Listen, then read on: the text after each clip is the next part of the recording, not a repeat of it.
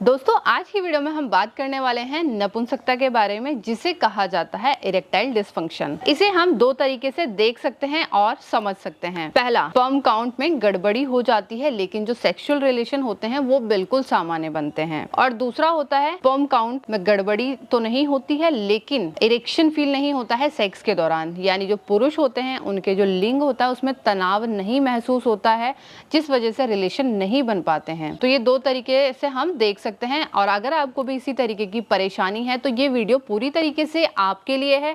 आपको बिना स्किप करे पूरी वीडियो को देखना है। तो ऐसा करने से जो योगासन मैं आपको बताने जा रही हूँ उसका अगर आप अच्छे से अभ्यास करेंगे तो आपकी जो ये परेशानी है ये धीरे धीरे खत्म हो जाएगी, क्योंकि योग एक ऐसा माध्यम होता है जिसके जरिए हम अपने फिजिकली रूप से यानी शारीरिक रूप से किसी भी तरीके की परेशानी को इजीली खत्म कर सकते हैं। लेकिन हमें एक लंबा टाइम देना होता है, लेकिन अच्छी बात क्या है कि इसे हम जड़ से खत्म कर पाते हैं। हेलो दोस्तों, नमस्कार, मैं मोनिका स्वागत करती हूँ आप सभी का आपके अपने यूट्यूब चैनल योगा वाले पर। वैसे तो दोस्तों पुरुषों में नपुंसकता किसी को भी हो सकती है, लेकिन इसके कुछ कारण होते हैं जो कि जिम्मेदार होते हैं नपुंसकता के लिए। सबसे पहला कारण होता है और सबसे मेन वो होता है साइकोलॉजिकल कारण, यानी मानसिक रूप से अगर आपको कोई परेशानी है, एंजाइटी है, डिप्रेशन है, बीपी की समस्या है, हाइपरटेंशन रहती है, इस तरीके की परेशानी से जो आपका इरेक्शन होता है ना वो ऑटोमेटिकली गड़बड़ हो जाता है, जिसकी वजह से आप अपने सेक्सुअल रिलेशन को सामान्य नहीं रख पाते हैं और ये परेशानी हो जाती है। दूसरा होता है कारण अल्कोहल का सेवन। जो लोग अल्कोहल ज़्यादा, मांस मदिरा का सेवन करते हैं और साथ में सिगरेट वगैरह ये ज़्यादा पीते हैं तो इससे बहुत बड़ी परेशानी हो जाती है। तीसरा होता है मेडिकेशन, यानी आप किसी तरीके की ड्रग्स ले रहे हैं, हैवी ड्रग्स ले रहे हैं, नशीली दवा ले रहे हैं और इसके अलावा आपने जो ड्रग्स की क्वांटिटी बहुत ज़्यादा बढ़ा दी है तो इसकी वजह से भी होता है। और अगर आपकी किसी तरीके की कोई दवाई चल रही है जो कि आपकी बॉडी को सूट नहीं कर रही है या फिर आपकी कोई दूसरी परेशानी को बढ़ा देती है तो इससे भी आपको नपुंसकता हो सकती है। और इसके अलावा एक कारण होता है कि आपका अगर किसी तरीके का ऑपरेशन हुआ है या फिर कोई इन्फेक्शन आपको हो गया है तो इसकी वजह से भी इरेक्टाइल डिसफंक्शन होना बहुत ही ज्यादा कॉमन होता है। तो आइए दोस्तों योगासन शुरू करते हैं। मैं कौन कौन से योगासन आपको करके बता रही हूँ, आप अच्छे से देख लेंगे और इसे अच्छे से फॉलो करेंगे जैसा मैं बता रही हूँ। पहला योगासन है हमारा गौमुखासन।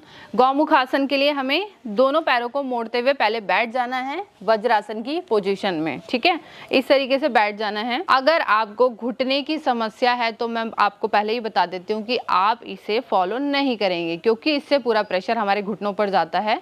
तो आप इसे पूरे योगासन जो मैं आपको बता रही हूँ उसमें से इसे स्किप कर सकते हैं। गौमुख आसन के लिए आपको शुरू करना है अपने राइट लेग से।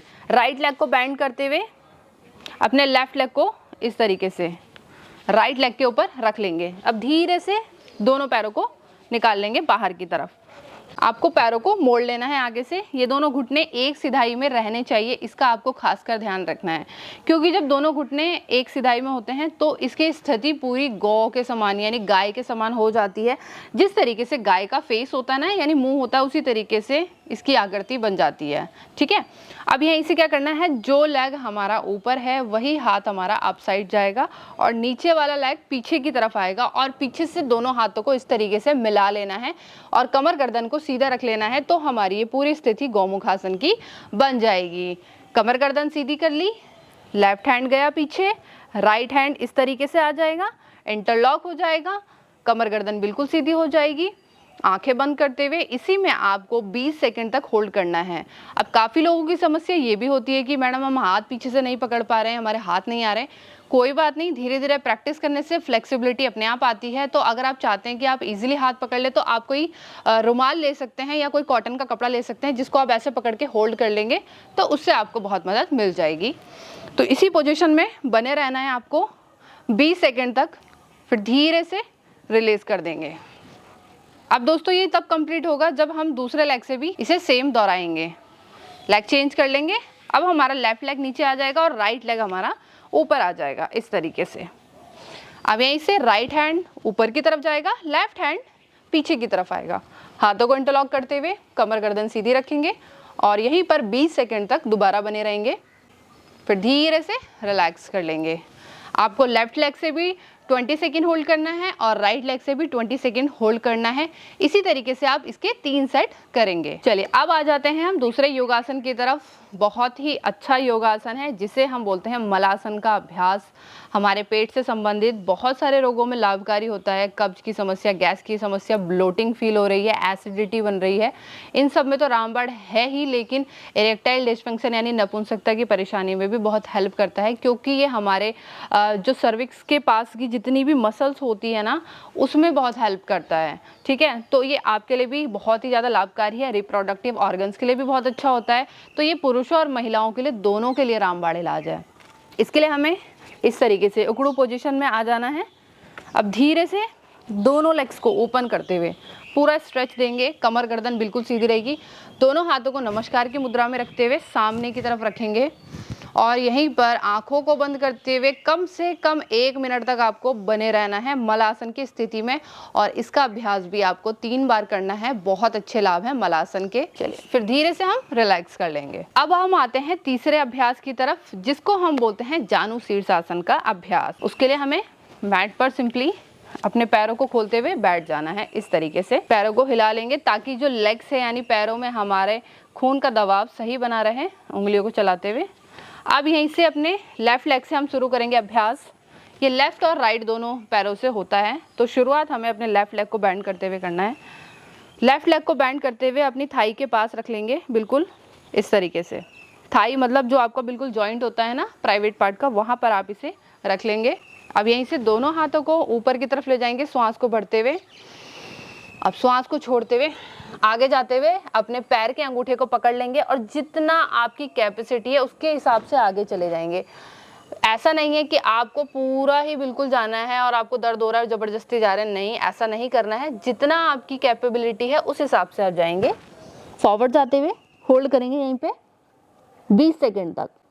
फिर धीरे से दोनों हाथों को अप साइड लाते हुए रिलीज कर लेंगे। पैरों को दोबारा से हिलाते हुए दूसरा लेग से भी आपको सेम प्रोसेस करना है। राइट लेग आपका बैंड हो गया। इस बार दोनों हाथ ऊपर की तरफ आएंगे, श्वास को भरते हुए श्वास को छोड़ेंगे, आगे की तरफ जाते हुए 20 सेकंड की होल्डिंग रखेंगे।